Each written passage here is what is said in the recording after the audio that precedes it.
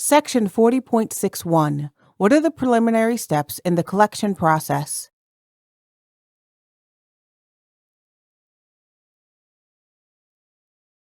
As the collector, you must take the following steps before actually beginning a collection.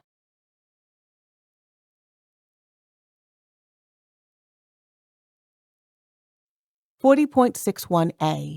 When a specific time for an employee's test has been scheduled, or the collection site is at the employee's work site and the employee does not appear at the collection site at the scheduled time, contact the DER to determine the appropriate interval within which the DER has determined the employee is authorized to arrive.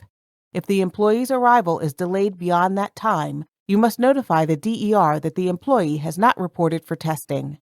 In a situation where a C/TPA has notified an owner-operator or other individual employee to report for testing and the employee does not appear, the C/TPA must notify the employee that he or she has refused to test.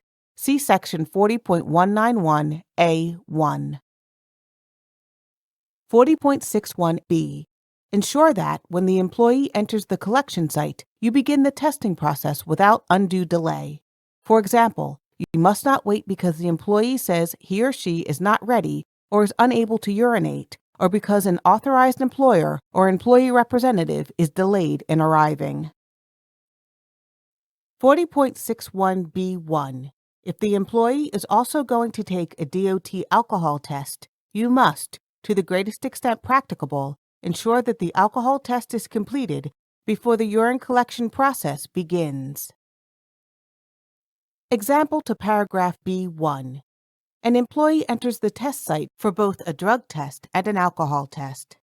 Normally, the collector would wait until the BAT had completed the alcohol test process before beginning the drug test process. However, there are some situations in which an exception to this normal practice would be reasonable.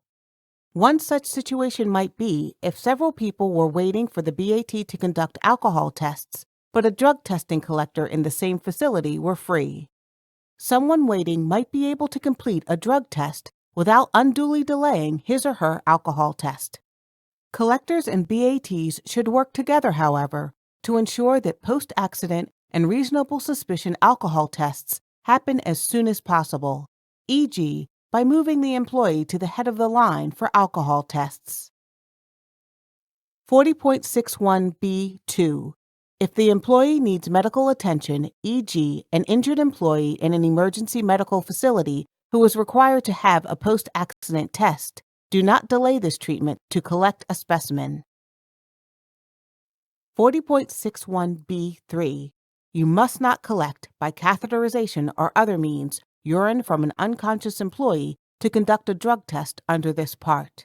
Nor may you catheterize a conscious employee. However, you must inform an employee who normally voids through self-catheterization that the employee is required to provide a specimen in that manner. 40.61b4. If, as an employee, you normally void through self-catheterization and decline to do so, this constitutes a refusal to test. 40.61c. Require the employee to provide positive identification. You must see a photo ID issued by the employer, other than in the case of an owner-operator or other self-employed individual, or federal, state, or local government, e.g., a driver's license. You may not accept faxes or photocopies of identification. Positive identification by an employer representative, not a coworker or other employee being tested, is also acceptable. If the employee cannot provide positive identification, you must contact a DER to verify the identity of the employee.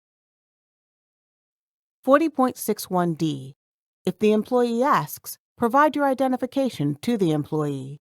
Your identification must include your name and your employer's name, but does not have to include your picture, address, or telephone number. 40.61e. Explain the basic collection procedure to the employee, including showing the employee the instructions on the back of the CCF. 40.61f. Direct the employee to remove outer clothing, e.g., coveralls, jacket, coat, hat, that could be used to conceal items or substances that could be used to tamper with a specimen. You must also direct the employee to leave these garments and any briefcase, purse, or other personal belongings with you or in a mutually agreeable location. You must advise the employee that failure to comply with your directions constitutes a refusal to test. 40.61F1. If the employee asks for a receipt for any belongings left with you, you must provide one. 40.61F2. You must allow the employee to keep his or her wallet.